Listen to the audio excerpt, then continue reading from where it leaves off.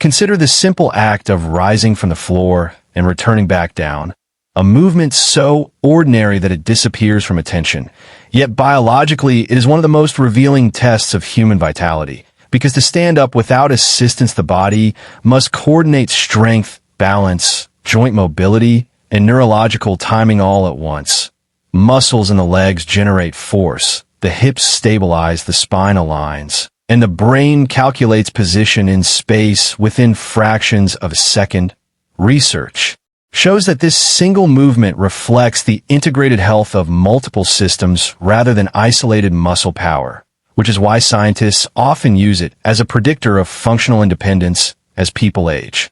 When Japanese elders repeat this motion daily, they are unknowingly preserving muscle fibers that modern lifestyles allow to fade, especially fast-twitch fibers that protect against sudden loss of balance. These fibers respond best to frequent, low-intensity loading rather than occasional extreme effort, and rising from the floor provides exactly that stimulus. The joints experience compression and release, which nourishes cartilage by encouraging fluid exchange, helping knees and hips remain resilient rather than brittle. There's also a profound neurological dimension at play. Each descent and rise challenges the vestibular system in the inner ear, sharpening balance and spatial awareness. This constant feedback loop keeps neural pathways active, reducing the brain's tendency to lose precision with age. Science has shown that balance training is deeply connected to cognitive preservation, because the brain regions responsible for movement coordination overlap with those involved in attention and memory, meaning the body is quietly training the mind through motion. On a metabolic level, this movement acts like a gentle switch that keeps insulin sensitivity intact. Large muscles in the legs draw glucose from the bloodstream as they contract, preventing sugar from lingering in circulation where it can damage blood vessels. Unlike high-intensity workouts that spike stress hormones, this repeated, calm motion regulates metabolism without exhausting the system, allowing elders to maintain energy without triggering chronic inflammation. There is also an emotional and psychological layer often overlooked. The ability to rise from the ground reinforces confidence in one's body, reducing fear of falling, which itself is a major contributor to physical decline.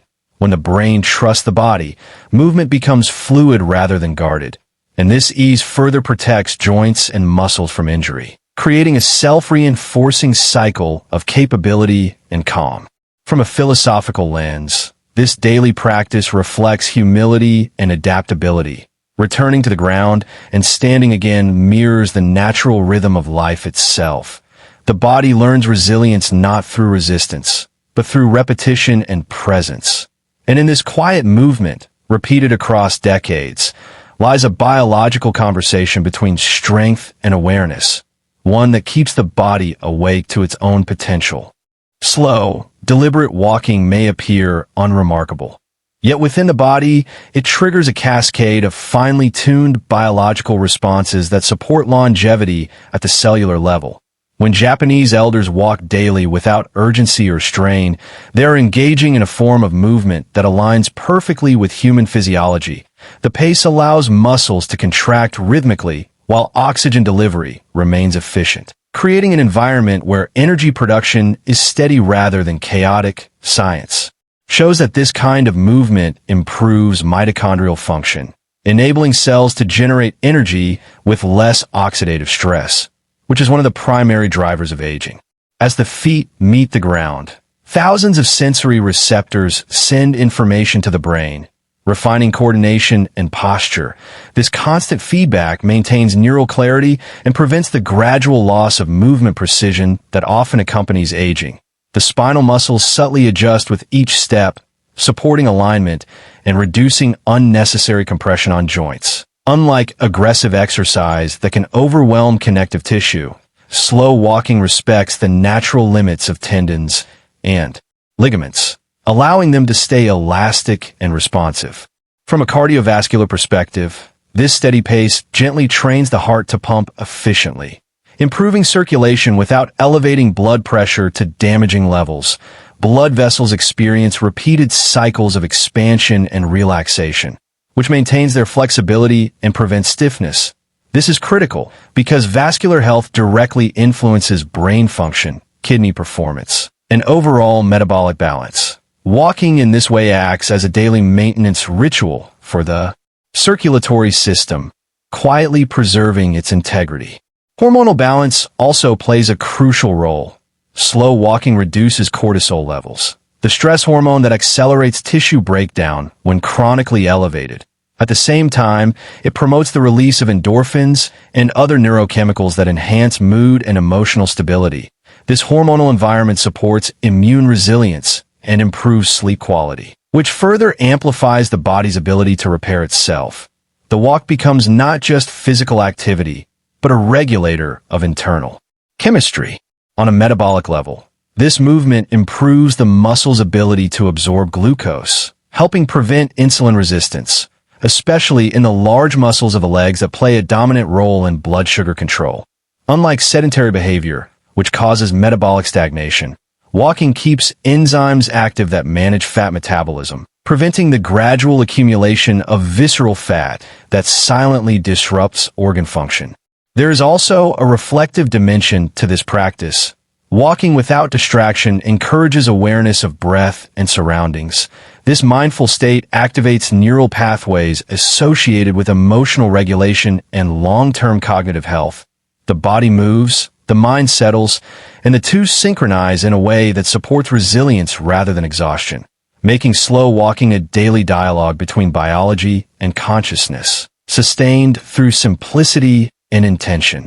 Deep squatting and kneeling are movements that modern life has almost erased, yet the human body is still shaped around them. When Japanese elders lower themselves close to the ground to cook, clean, or rest, they are placing their joints into positions that preserve structural intelligence within the body. The hips rotate fully, the ankles bend deeply, and the knees move through their natural range. This consistent exposure prevents connective tissues from shortening, which is one of the primary causes of stiffness and pain as people age.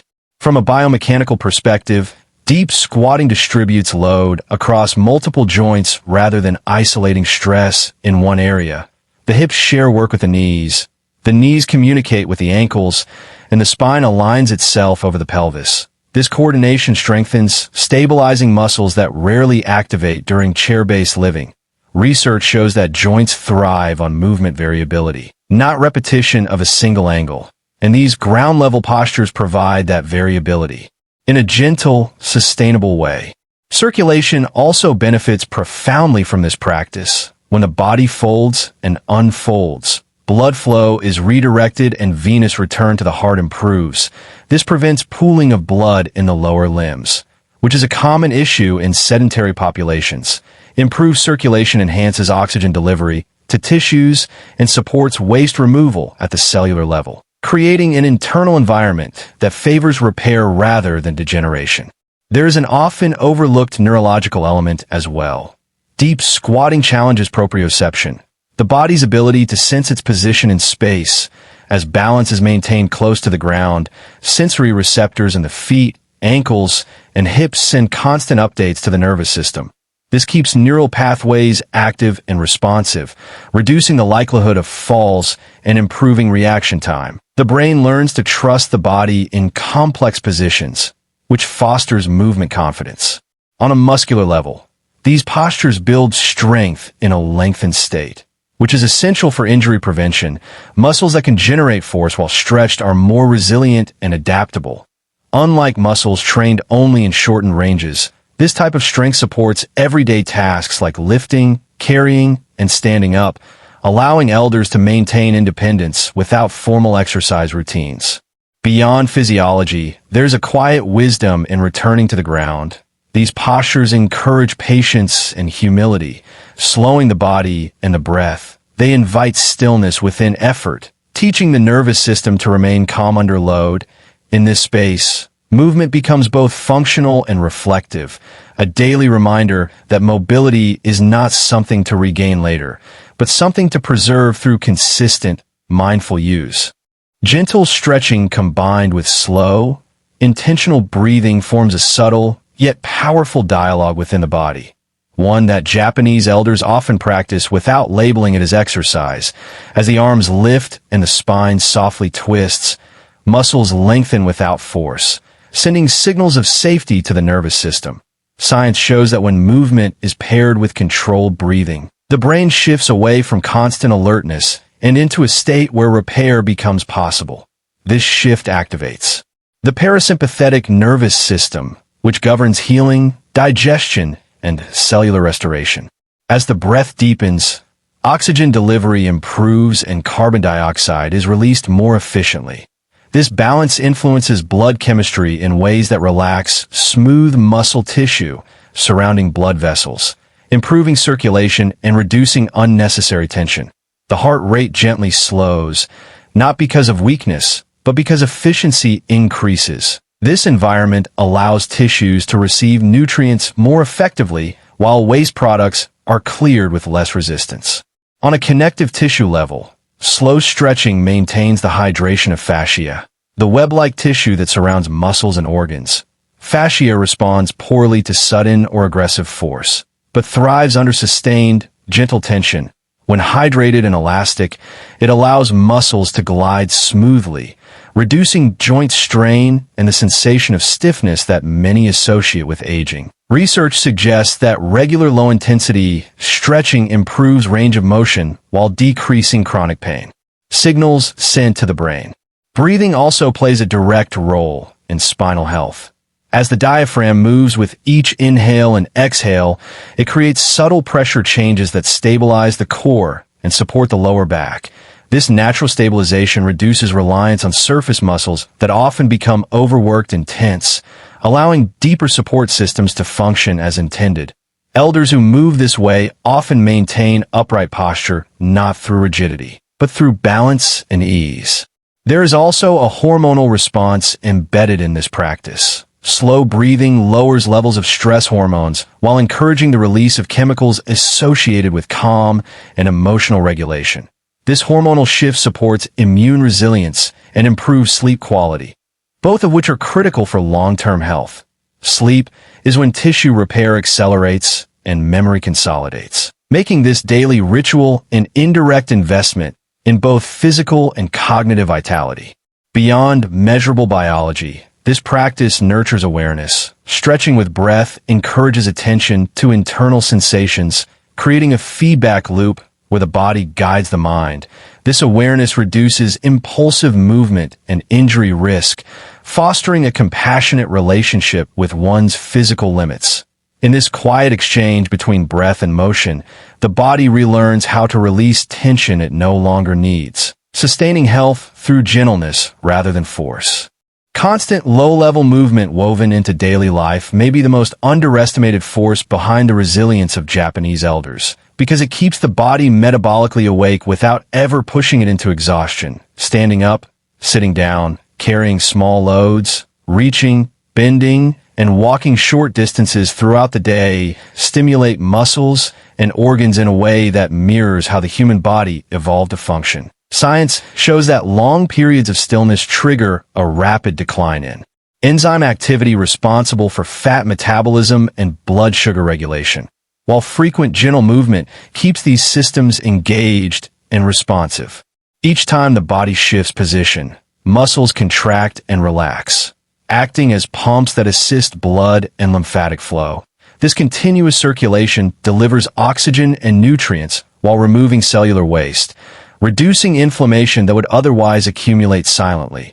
Unlike structured exercise sessions that occupy a small window of the day, this ongoing activity maintains physiological balance from morning to night, preventing the sharp metabolic drops associated with prolonged sitting. On a muscular level, frequent movement preserves muscle mass by repeatedly signaling the body that strength is still required. These signals prevent the nervous system from downregulating muscle fibers, especially those responsible for posture and balance. Elders who move often retain functional strength, not because they train intensely, but because their bodies never receive the message to shut down and use capacity. This consistent stimulation supports joint stability and reduces the risk of injury during unexpected movements. The metabolic benefits extend deeply into organ health. Gentle activity enhances insulin sensitivity by encouraging muscles to absorb glucose regularly. This prevents sugar from lingering in the bloodstream, where it can damage blood vessels and nerves. Lipid metabolism also improves as enzymes that break down fats remain active, protecting the liver and cardiovascular system from gradual overload. These processes operate quietly, often without noticeable effort, yet their long-term impact on health is profound. Neurologically, frequent movement sharpens coordination and reaction time, as the brain continuously adapts to subtle changes in posture and balance. This constant recalibration keeps neural pathways flexible, reducing the cognitive dulling that accompanies physical inactivity. Movement becomes a form of sensory nourishment for the brain, reinforcing awareness and presence throughout the day. There is also a psychological harmony embedded in this lifestyle. When movement is integrated into purpose-driven tasks rather than isolated workouts, it feels meaningful rather than obligatory.